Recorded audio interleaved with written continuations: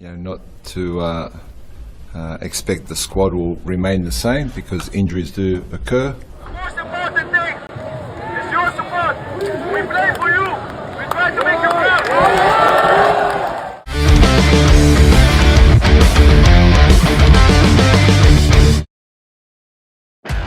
Indonesia kini benar-benar macam selebritis papan atas yang banyak mendapatkan sorotan.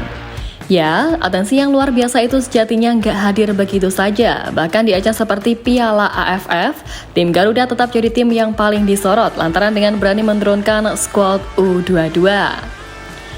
Meski pro dan kontra itu nggak bisa terhindarkan, tapi apa yang terjadi pada timnas Indonesia ini benar-benar membuat tim lain di ASEAN termasuk Australia makin iri. Apalagi dengan performa impresif yang ditampilkan Garuda di babak ketiga kualifikasi Piala Dunia 2026.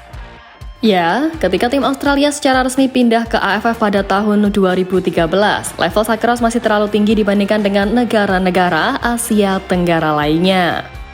Oleh karena itu, negara-negara lain setuju untuk mengizinkan Australia menjadi anggota AFF, tapi dengan satu syarat ketat, yakni Sakros dilarang mengikuti turnamen Piala AFF. Untuk waktu yang cukup lama, Sakros hanya bisa menyaksikan aksi negara tetangga mereka di Asia Tenggara yang dapat melakukannya dengan baik atau hanya jalan di tempat. Namun lambat laun pun ada kemajuan dari negara-negara di ASEAN termasuk melalui keberadaan persaingan di Piala AFF. Hal itu juga terjadi pada Indonesia yang di fase ini tidak lagi seperti tim Indonesia dahulu. Ya, dipimpin oleh Sintayong yang mendalangi kemenangan 2-0 Korea Selatan atas Jerman di Piala Dunia 2018, Indonesia mengalami kebangkitan besar sebagai negara yang secara historis kurang berprestasi. Media Australia The Roar juga menyinggung peran Ketua PSSI Erick Thohir yang merupakan mantan pemilik klub Serie A Inter Milan yang mengaktifkan kebijakan proses naturalisasi dengan merekrut banyak pemain keturunan Indonesia dari seluruh dunia, terutama dari Belanda. Di sisi lain, Australia justru menunjukkan bahwa mereka gagal mengikuti pembelajaran di masa lalu. Meskipun dua edisi kualifikasi Piala Dunia berturut-turut berjalan baik, tapi kekuatan Australia tidak lagi sedominan era dulu. Australia sudah 2 kali gagal mengalahkan Bahrain di era ini, gagal menjebol gawang timnas Indonesia dan juga Arab Saudi, membuat Australia berada dalam situasi yang sangat berbahaya yang dapat digambarkan sebagai krisis besar. Ya, tim besutan Tony Popovic saat ini memang masih berada di urutan kedua klasemen grup C dengan raihan 7 poin. Namun timnas Indonesia, Arab Saudi, Bahrain, dan Cina bisa membuat teror bagi mereka. Hanya bicara 1 poin saja dengan menyisakan 4 laga tersisa, semua benar-benar masih bisa terjadi. Nah, seandainya Australia diberi lampu hijau untuk berpartisipasi di Piala AFF, jelas ini akan menguntungkan bagi Sakros untuk melakukan regenerasi pemain sebanyak mungkin.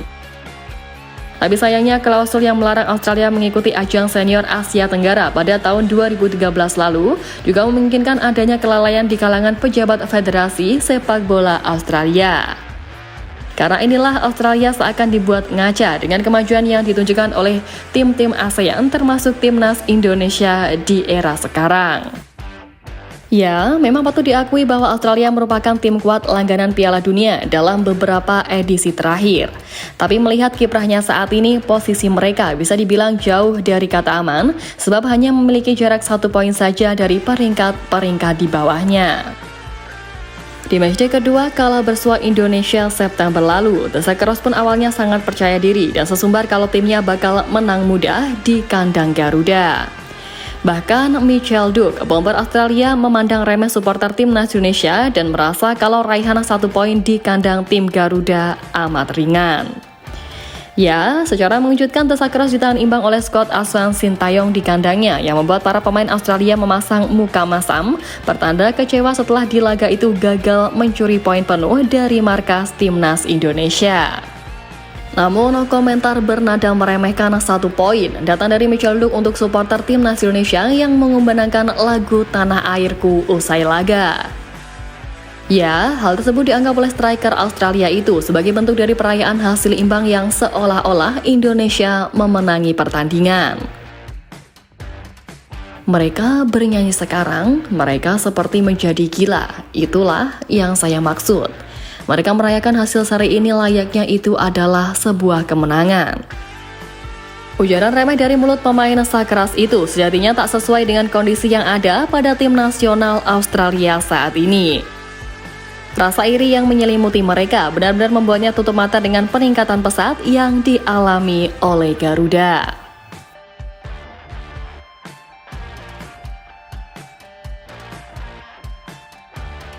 Ya, tapi biarin aja mereka-mereka yang ngeremehin Indonesia. Buktinya pelatih kelas dunia Hajime Moriyasu justru yakin kalau Indonesia punya kualitas buat lolos ke Piala Dunia 2026. Apalagi kemampuan tim Garuda buat bangkit setelah dilibas tim asuhannya 4-0 dengan berhasil menumbangkan Arab Saudi kian membuat pelatih Jepang itu yakin kalau tim Garuda benar-benar memiliki kapasitas buat menemani timnya melaju ke putaran final Piala Dunia. Dengan permainan agresif yang ditunjukkan skuad Garuda kala bersua Jepang, kehadiran para pemain berkualitas yang kian lengkap dan bahkan bisa duduk di posisi ketiga klasemen sementara grup C, dinilainya bukan tak mungkin Indonesia bakal lolos langsung di peringkat kedua bersama Jepang. Ditambah lagi peningkatan signifikan ranking FIFA yang dialami Indonesia sampai-sampai membuat supporter Jepang was-was akan peluang tim Garuda di babak ketiga ini. Ya, dalam rilis resmi FIFA bulan kemarin, ranking timnas Indonesia naik 5 peringkat menjadi 125 FIFA, di mana sebelumnya menempati peringkat ke-130 per Oktober. Hal inilah yang membuat supporter tim Samurai Biru was-was dengan perkembangan skuad Garuda yang ada sekarang.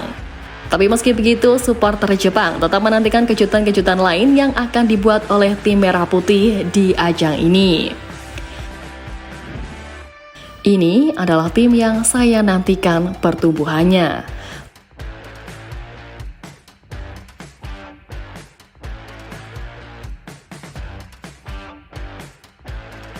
Nah, menilik semua hal tadi, Coach Shin Taeyong sendiri sudah memikirkan buat menyiapkan kejutan untuk laga kontra timnas Australia pada 20 Maret nanti dan berharap hal itu cukup untuk menghasilkan kemenangan. Dengan 4 pertandingan tersisa, peluang timnas Indonesia untuk finish sebagai salah satu tim di 4 besar memang masih terbuka lebar. Sebab diketahui pun 2 tim teratas akan lolos langsung ke Piala Dunia 2026, sementara peringkat ketiga dan keempat akan melaju ke putaran keempat. Karena itu, Coach Shin mengatakan bahwa pertandingan melawan Australia sebagai laga yang sangat penting bagi timnas Indonesia dan ia pun siap untuk mengerahkan yang terbaik demi meraih kemenangan dan menjaga peluang timnas Indonesia ke Piala Dunia 2026. Pada Maret tahun depan, kami bertanding melawan Australia. Selama Australia berakhir baik, kami akan ke posisi kedua. Ya, target besar yang berani diusung oleh Coach Shin ini pastinya tak terlepas dari performa impresif skuad asuhannya di laga terakhir kemarin. Apalagi kalau ditambah dengan pemain top Eropa lain yang datang seperti Ole Romani, Mauro Zylstra atau Jairo, tentunya kekuatan Garuda pun bakal makin mantap dan juga makin balance. Pokoknya terlepas dari apapun harapannya, di laga setelah ini terutama pas jumpa Australia, tim Garuda bisa meraih poin penuh dan mengunci tempat buat lolos ke ajang bergengsi dunia itu.